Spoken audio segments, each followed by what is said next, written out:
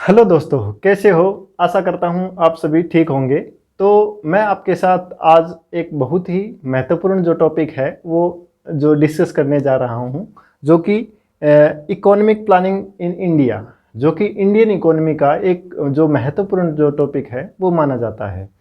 तो economic planning करने से पहले हम ये जानते हैं कि इसका जो मीनिंग क्या है और इसकी जो आवश्यकता है वो क्यों पड़ी। इकोनॉमिक प्लानिंग क्या होता है कि जब कोई भी काम करते हैं हम, तो उसके लिए कुछ जो साइंटिफिक या सिस्टेमेटिक ढंग से कोई योजनाबद्ध तरीके से हमें काम करना होता है, तो जिससे कि हमारी जो वांट्स है वो फुलफिल हो जाए और हमें मैक्सिमम जो सेटिस्फेक्शन है वो मिले। तो इसके लिए क्या है कि एक साइंटिफिक या क्रमबद्ध तरीके से जब हम काम करते हैं तो उसको प्लानिंग बोलते हैं।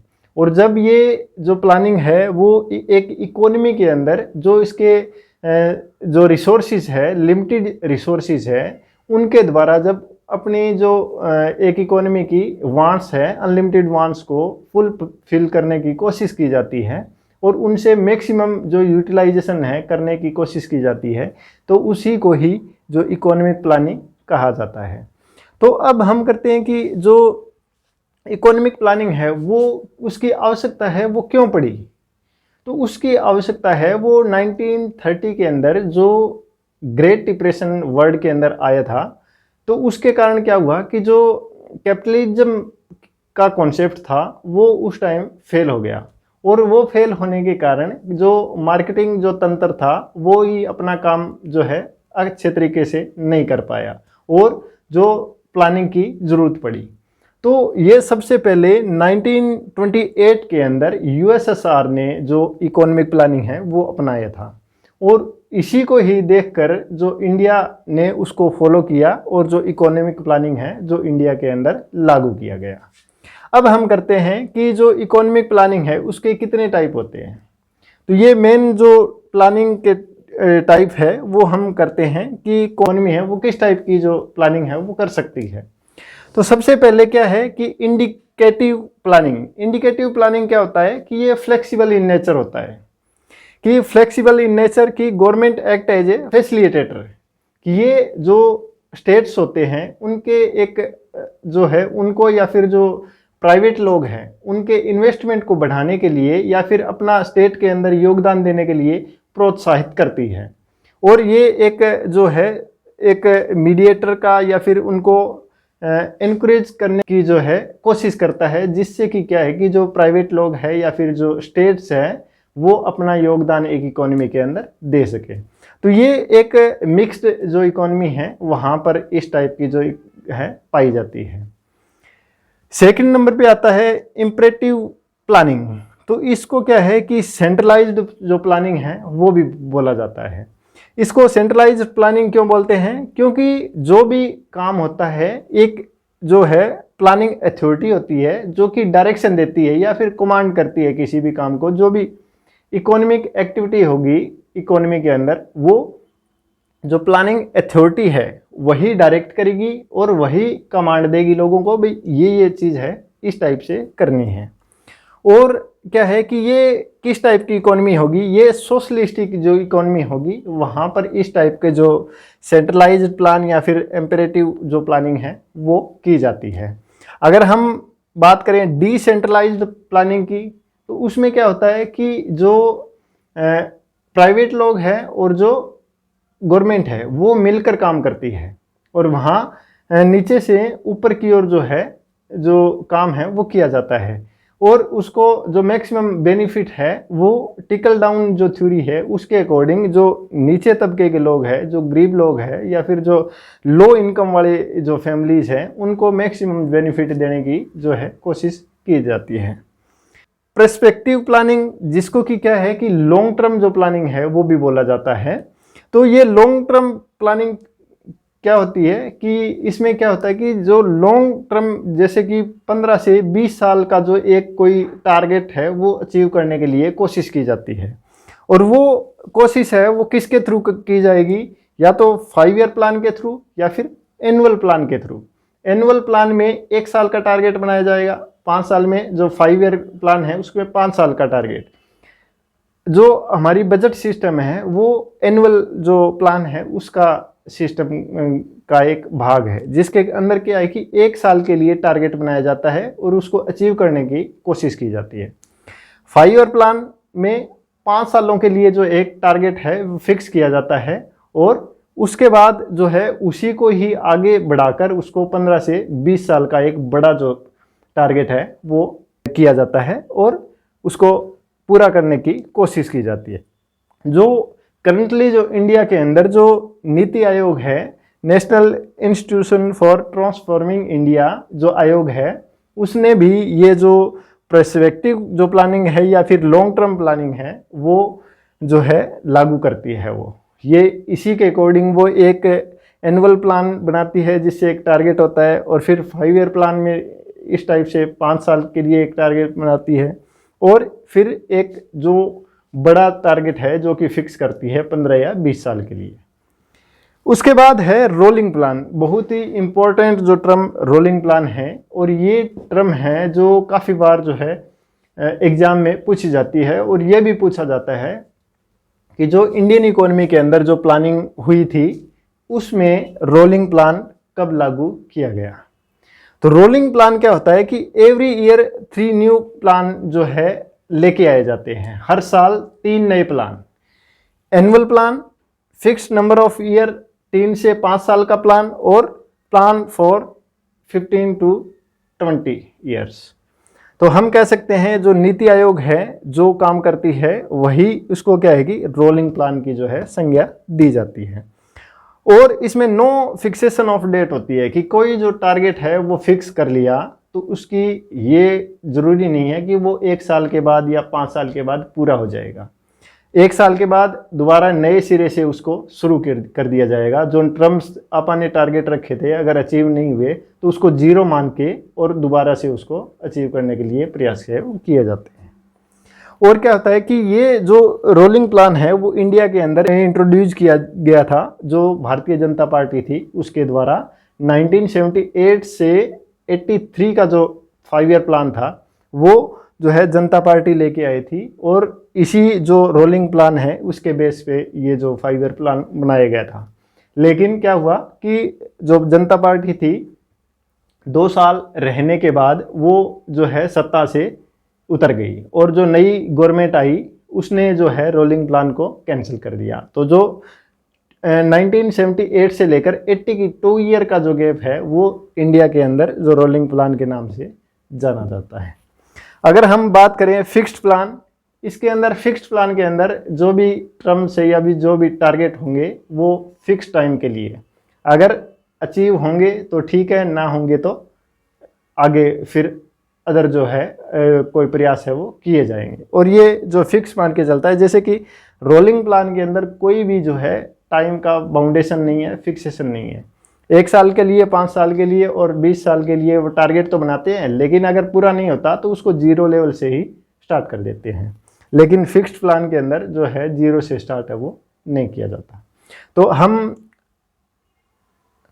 हम ये जो टाइप ऑफ इकोनॉमिक प्लान है वो करने के बाद हम आगे बढ़ते हैं कि जो इंडिया के अंदर जो इसकी हिस्ट्री क्या है, प्लानिंग की जरूरत है वो क्यों पड़ी और जो इंडिया के जो इकोनॉमिस्ट थे या फिर जो बड़े बड़े इंडस्ट्रियलिस्ट थे उन्होंने जो है इंडियन जो प्लानिंग है उसको बनाने की जो संस्तुति है वो क्यों दी।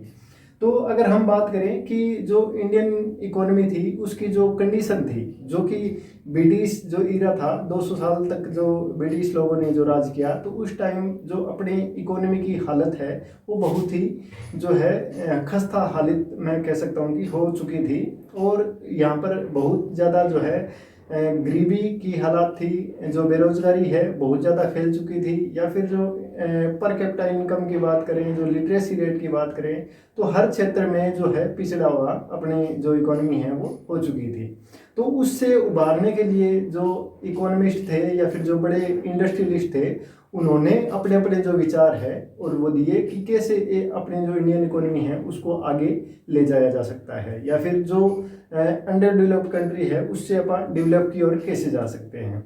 तो उसमें सबसे पहले जो व्यक्ति का नाम आता है या जो इकोनॉमिस्ट का नाम आता है उनका नाम है एम विश्वेश्वरैया।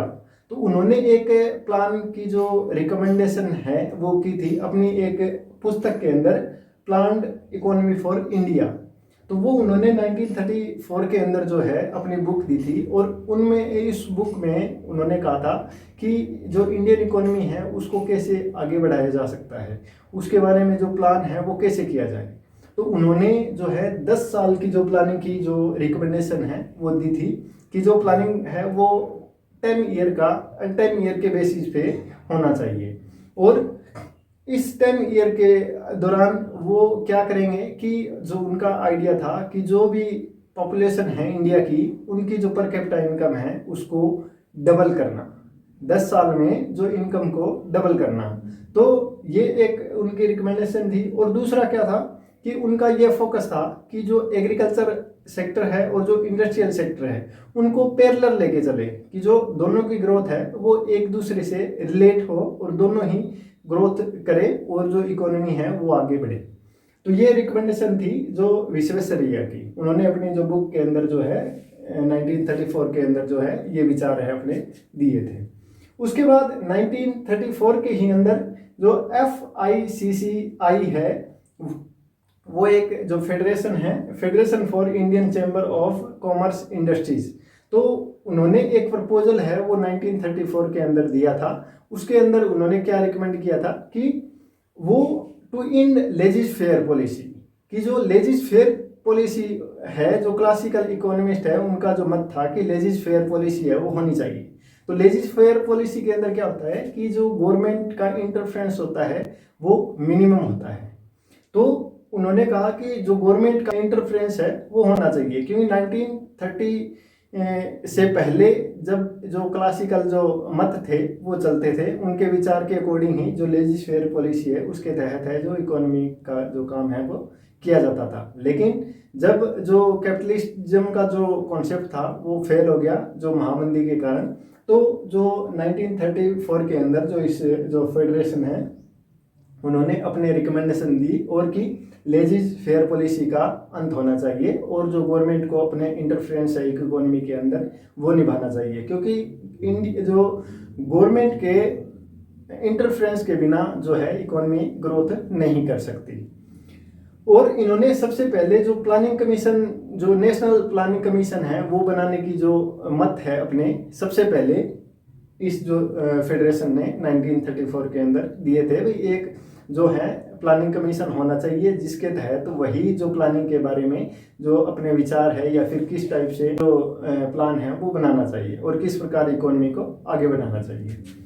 इसके बाद 1938 के अंदर जो कांग्रेस प्लान आया था, जो कि किसके जो इनिशिएटिव से आया था, जो नेताजी सुभाष चंद्र बोस थे उनके इनिशिएटिव से एक जो है कमेटी गठित की गई जिसका नाम था नेशनल प्लानिंग कमेटी, और उसके जो हेड थे वो थे पंडित जवाहरलाल नेहरू। और इस पर जो उनकी जो इनिशिएटिव था उसको बनाने में तो वो सबसे ज़्यादा नेताजी सुभाष चंद्र बोस का था।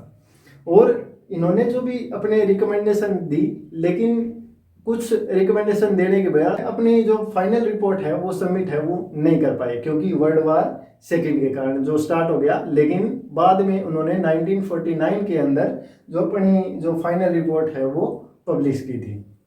उसके बाद जो है 1944 के अंदर जो एक जो महत्वपूर्ण जो प्लान है वो माना जाता है कि बॉम्बे प्लान। तो बॉम्बे प्लान क्या था कि जो बॉम्बे के जो हाईएस्ट या जिसको रिचेस्ट जो इंडस्ट्रियलिस्ट मैं बोलूँ, तो उन्होंने एक जो इंडियन इकोनॉमी को बढ़ाने के लिए एक प्लान दिया था जिसको कि बॉम्बे प्लान के नाम से जाना जाता है। और जो उसके अंदर क्या है कि जो टाटा है या जो बिरला है, इस टाइप के जो बड़े बड़े इंडस्ट्रियलिस्ट थे 8 वो शामिल थी। और उन्होंने क्या रिकमेंड किया कि जो प्लान है वो 15 ईयर का होना चाहिए, कि जो भी टारगेट है अचीव करने हैं अपने को वो 15 साल के लिए बनाना चाहिए। और अपने पास इतने रिसोर्सेज नहीं है कि हम 2 या 4 सालों में जो अपना टारगेट है उसको अचीव कर पाएँ, क्योंकि जो इंडियन इकोनॉमी थी उसकी हालात है वो खस्ता थी उस टाइम। तो इसलिए उन्होंने क्या है कि 15 साल के प्लान बनाने की जो रिकमेंडेशन है वो दी थी। उसके बाद 1944 के अंदर एक गांधीयन प्लान आया था जिसको आचार्य श्रीमान नारायण अग्रवाल जी ने जो है दिया था, और उन्होंने क्या रिकमेंडेशन किया था कि इकोनॉमी को डिसेंट्रलाइजेशन किया जाए। डिसेंट्रलाइजेशन मतलब सबका अपना जो है सभी क्षेत्रों की ओर जो ध्यान है दिया जाए, और एक पॉइंट पर फोकस ना करके सभी जो है सेक्टर्स को साथ लेकर चले जाए, या फिर स्टेट ओनली जो सेंट्रल गवर्नमेंट है उसके ऊपर ही सभी जो भार है वो सेंट्रल गवर्नमेंट पर ना दे करके। और इन्होंने क्या रिकमेंड किया कि इकोनॉमी डिसेंट्रलाइजेशन है वो होना चाहिए, सभी सेक्टर को साथ लेके चले, और सभी जो स्टेट्स हैं उनके जो भी विचार है उनको भी साथ लेकर चले।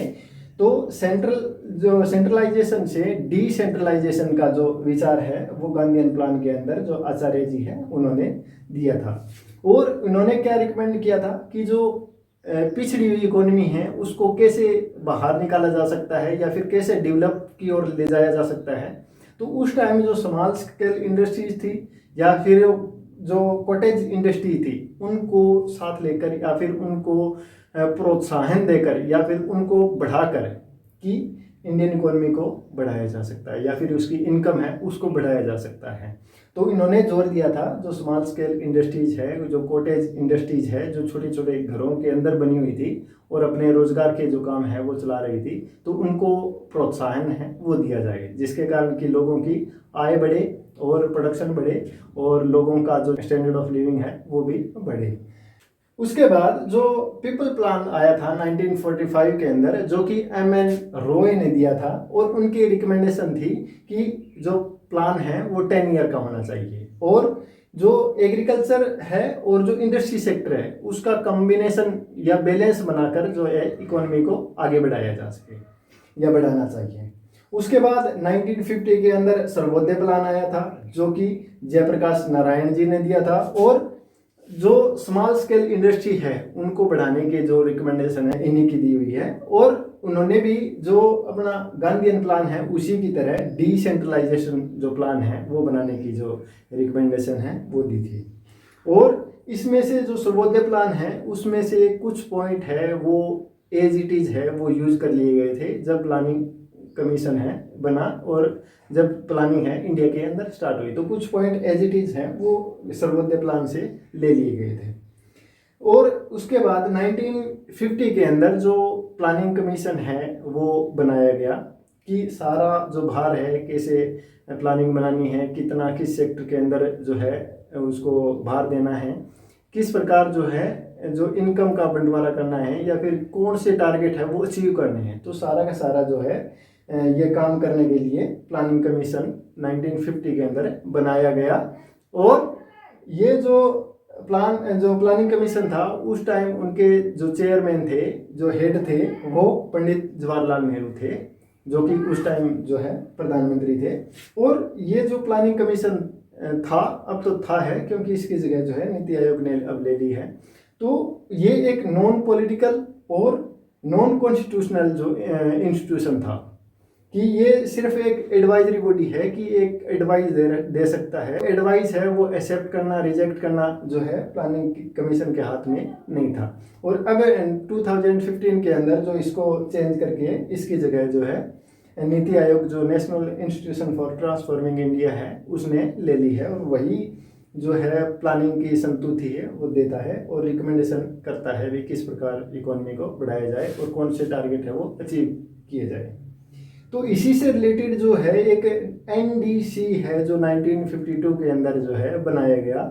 और एनडीसी क्या है? National development council. ये इसका क्या काम है कि ये जो भी रिकमेंडेशन है प्लानिंग कमीशन देता है, और जो भी प्लान है वो बना के जो प्लानिंग जो नेशनल डेवलपमेंट काउंसिल है उसके पास भेजता है, तो उसको एक्सेप्ट करना और रिजेक्ट करना वो एनडीसी का काम है। जो भी प्लानिंग कमीशन जो प्लान बनाता है उसकी जो रिकमेंडेशंस हैं वो ठीक होगी कि नहीं होगी इंडियन इकोनॉमी के लिए, उसमें से क्या क्या रिवाइज किया जाना चाहिए, तो एक्सेप्ट और रिजेक्ट करना जो एनडीसी के हाथ में है, जो कि 1952 के अंदर जो है बनाई गई थी। और ये भी एक क्या थी कि प्लानिंग कमीशन की तरह एडवाइजरी बॉडी थी। तो ये जब इन्होंने अपने विचार सारो जो इंडस्ट्रियलिस्ट थे या फिर जो इकोनॉमिस्ट थे या फिर जो बड़े बड़े विद्वान थे, उन्होंने अपने अपने रिकमेंडेशन हैं वो दी।